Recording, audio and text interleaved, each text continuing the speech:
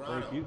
Great to be here with my colleagues to say a word about Ukraine. The Japanese Prime Minister came and addressed Congress within the last 2 weeks, and he mentioned Ukraine 4 times in that speech, at least 4 times in that speech, because he knew what the stakes for the world would be if we failed to fund the Ukrainian people in their battle against Putin, what it would mean in the living in the shadow of Xi Jinping, as so many other of our allies do as well.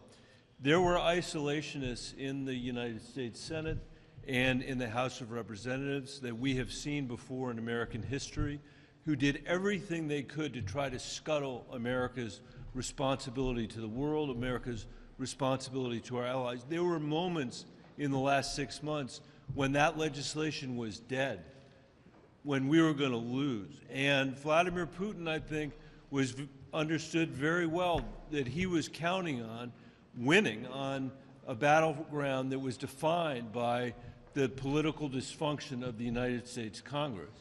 And what we saw instead was the Congress rise to that challenge.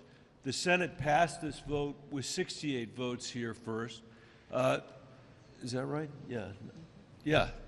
68 votes here, 22 Republicans. Sent it over to the House, 72, where we worked to get it past the House of Representatives and then brought it back over here. I want to thank Leader Schumer for his extraordinary efforts. This bill was dead, and he kept it alive, and Mitch McConnell also never lost sight of America's role, America's responsibility here. So by the time he came back to the Senate, not only did we pass, but it passed with 80 votes in the United States Senate, a profound rejection of the isolationist wing of the Republican Party, and I think a very important reassertion of America's leadership in the world, but also evidence that the United States Senate can work to solve hard problems. And I want to thank Leader Schumer for his leadership in making sure that could happen. Would you like to repeat that last statement? Just in case I never say it again, let me know.